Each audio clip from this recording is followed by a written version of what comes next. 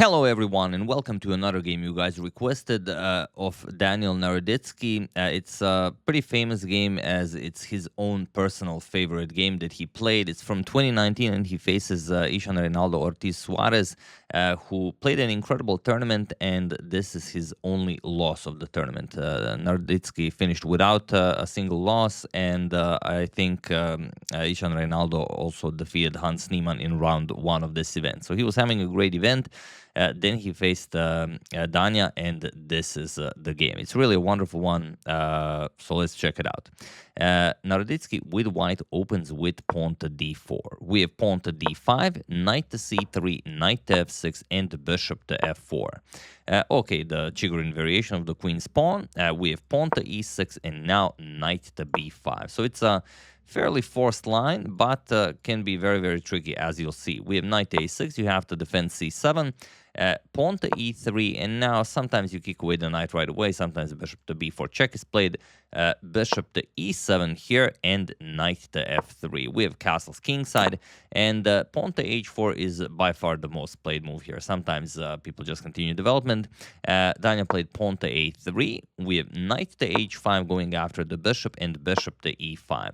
And here, we reach a moment where most players reach when playing against similar openings, even against the London system. Do you play f6 or do you allow anything? This case, a bishop, sometimes it's a knight, to remain on e5. And here, f6 is actually the top move recommended by the engine. So this is what Isan Reynaldo plays.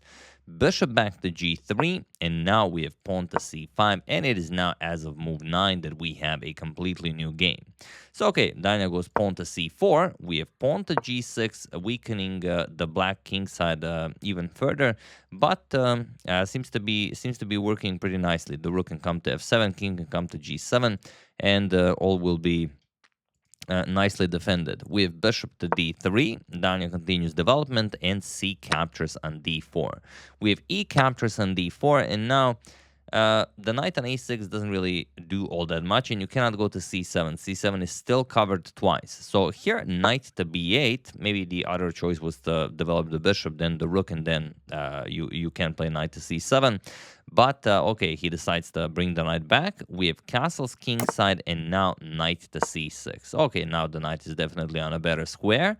Rook to e1, and knight captures on g3, finally eliminating that strong bishop. H captures and rook to f7.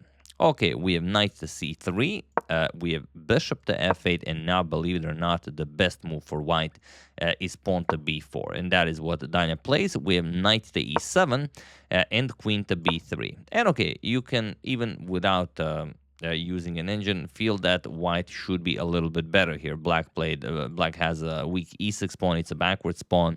f6 is a little bit weak, so the king side has definitely been weakened. And the question is whether or not can white take advantage of this. We have king g7, rook to e2, preparing to double up on the e file, and now bishop to d7. We have rook 8 to e1, and now rook to c8. Okay, black also finishes development, and now is there a way to break through here? Well, Daniel continues pushing on the queen side, c5. Now you can play a4, b5, and we have pawn to g5, preparing to chase away the knight from f3. But here, Daniel has a very, very nasty surprise for his opponent. Feel free to pause the video and try to find the absolute best move for white while I give you a couple of seconds.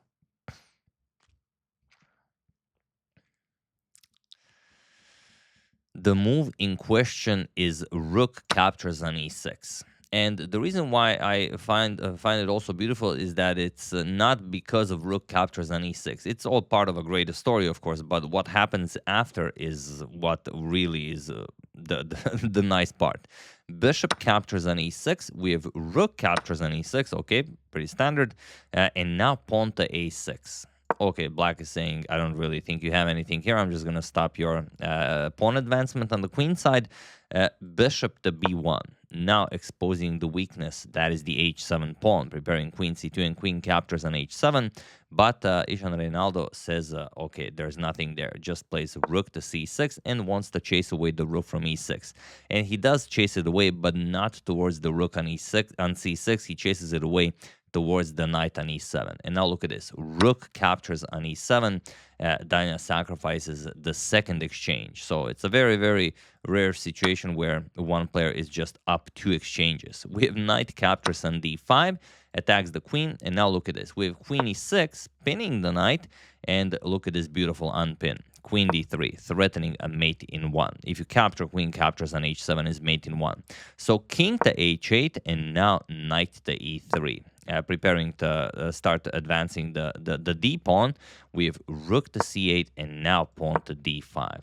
The pawn is now marching forward. We have queen to d7 and pawn to d6. And here you could try a lot of things, but there's just no good way to play this for black. You can maybe try pawn to b6, but it doesn't really do anything. So here, bishop captures on d6 was played, saying, okay, I have to give back a little bit of material to avoid the storm. C captures on d6, and now rook to c1 check. King to h2, and rook captures on b1. We have queen captures on b1, and now queen captures on d6, and now it's rook versus 2 knights, but with the black king so wide in the open, it's only a matter of preference how Danya wants to win this. Knight to f5, nicely placing the knight on f5 with tempo, queen e6, and queen to d3, preparing the knight to come to d4.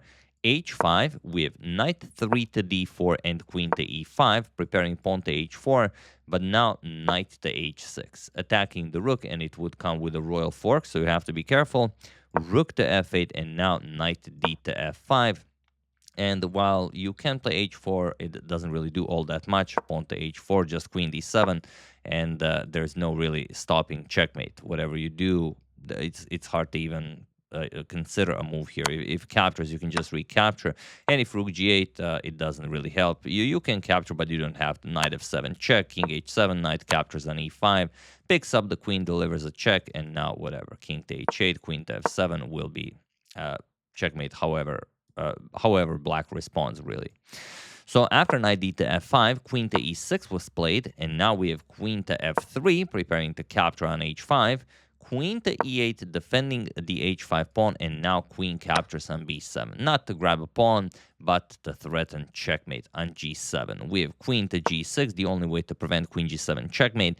And here, Danya just played queen to e7, and he was in this position on move 41 that Isan Reynaldo Ortiz Suarez resigned the game, as there is nothing more to be done here. If you try, well, the rook somewhere where if rook 8, knight f7 check, and now the queen is no longer defending the rook, so that's out of the question.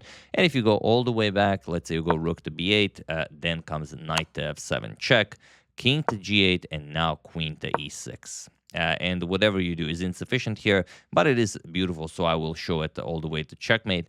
King h7, unpinning, now queen d7, again threatening nasty discoveries, king to g8, and now you can give a check and pick up the queen, but for style points, 95, and that's pretty much it. Now the knights control everything, and there is no way to avoid checkmate. Your queen is hanging, and there's nothing you can do. Of course, capturing the knight, just 97, and if you go for anything else, let's say queen to e8, then a simple queen g7 will also be checkmate.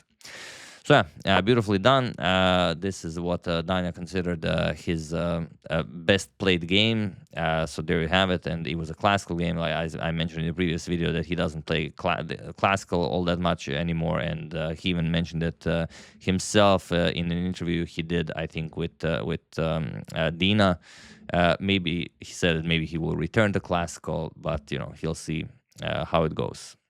So yeah. This is the game, beautifully played, beautifully just breaking through here with this rook captures on e6 and the rook captures on e7. That was the really beautiful part for me.